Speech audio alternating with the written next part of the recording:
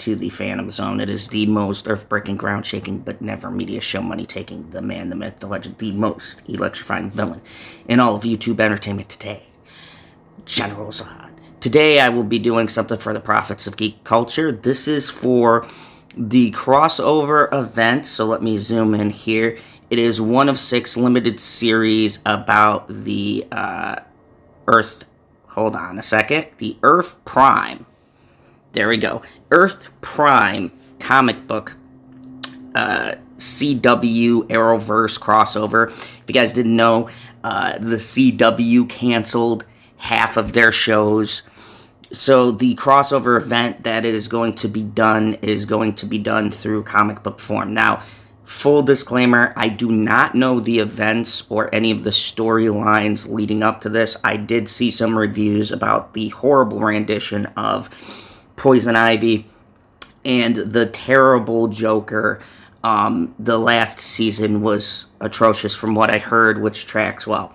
But getting down to just this book and what this book does and the art style and things like that, when I grade these things, I'm going to grade this comic based on the story, the art, and the connection to the universe. So grading on all of those, I do my 1 through 10 system, 1 being the worst, 5 being middle of the road, 10 being the best. So here we go.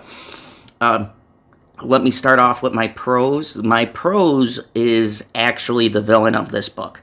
The villain of this book is done very well, and I'm actually glad that the villain is done here in the comic as opposed to in the actual show, because I think the show would have terribly fucked up this character like they've done for so many of the other characters in the CW verse. So let me get you to the art style here. As you can see, the art style of this is pretty good. It's pretty serviceable. I can't really show much of the book because if I do, the words that are in it can get you copy struck and all of that. But like as you could see, there is some really good art style. Now the people who wrote this is Nathaniel Abrams, Kelly Larson, Clayton Henry is the artist. Marcelo, I'm not going to attempt to say that name, is the colorist.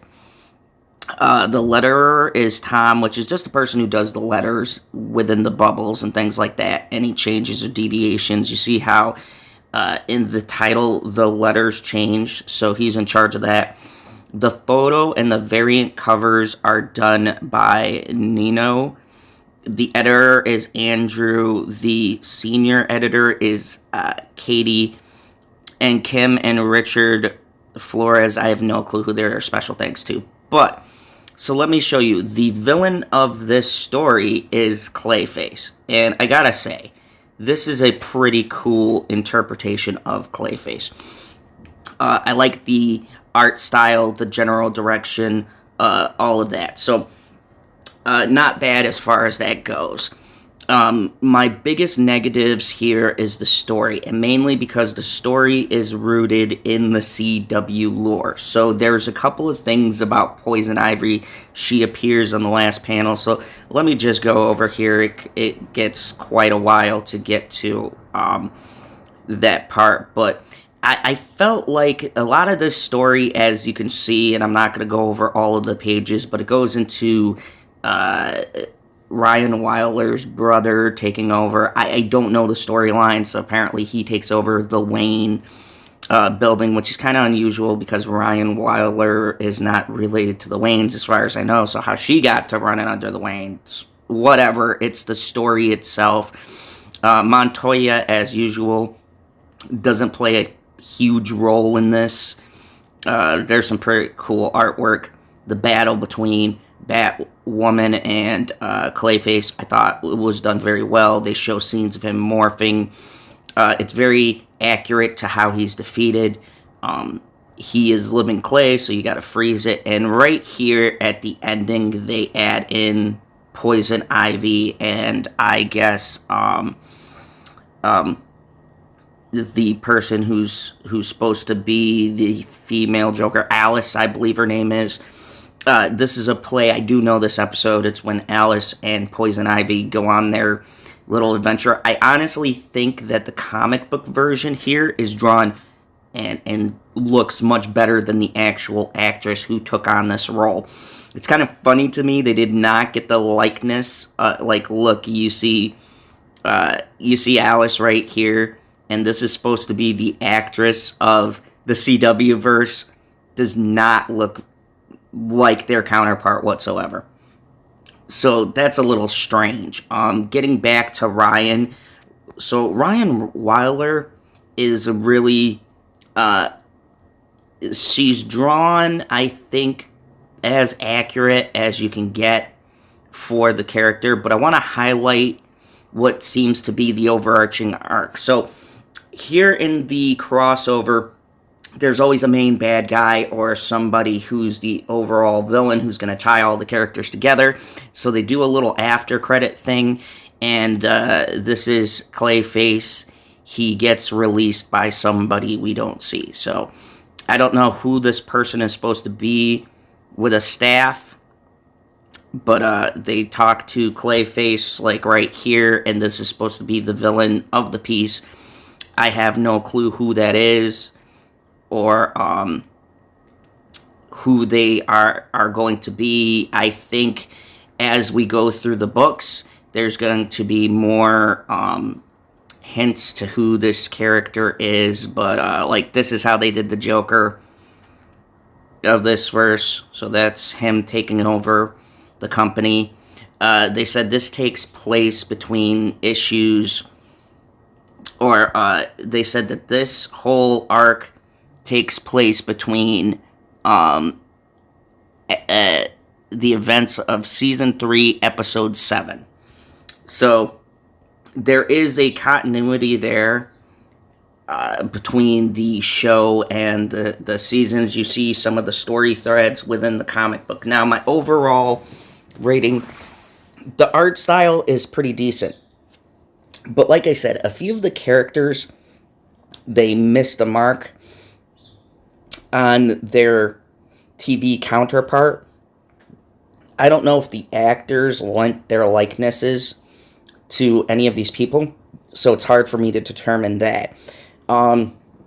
The art style overall is pretty cool. I like it. Like, look at that. This is the person, Tanner, who is becoming Clayface.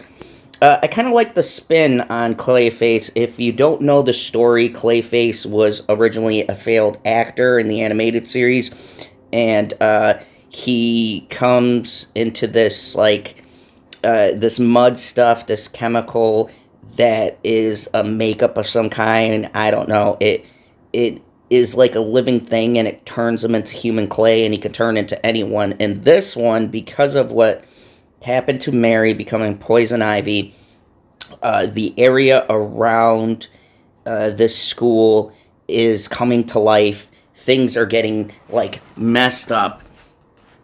And basically, he gets transformed from the mud that's around the area, and it turns him into this thing. And I like that. I like the spin. The writers for this comic book seem to understand the Batman mythos better than the showrunners. I think this is a decent book. The only thing that drags it down is that they do have to use storylines for the show. So that brings down the enjoyment of this book quite a bit. But overall, what do I think? I think the artwork here is about a 7. They didn't nail all of the character models exactly. They don't look much like their actor counterparts, and I don't understand why. I think you could have done that. The story is about a 6 or 7. It's a bit above average, but it's serviceable for what they need. And I can't grade the overall arc until I read all of the books. But so far, the setup for the arc is pretty intriguing. I'm going to read the next book tomorrow and give my rating. But yeah, I'm going to give this comic book a 6 out of 10. I think that it may go higher depending on how the rest of the story goes. But the setup's pretty interesting. The artwork is very very good. Like I like, look at the style. I like it. I love how Clayface looks like that. That's pretty boss. That a lot of these shots remind me of a newer take, but still using the template of the old Batman. It looks very imposing and very intimidating. So I like the shots of the Batmobile. I honestly think they look better than the show. A lot of things look better than the actual television show, and the story overall kind of fixes some of the issues with the main CW show. So in the comments below, let me know. Have you read this? Are you interested in reading this? You can get this on DC Infinite. It's like a $5 subscription cost, and you can read all of the comic books you want. So in the comments below, let me know, what do you think? Does this intrigue you? Do you not care? Are you looking forward to me reviewing the other books? Anyways, thank you very much. Check out the Prophets of Geek Culture, Cybernetic Husky, Pop Culture PB, and Justin Proper, and I will see you guys in the next comic book review.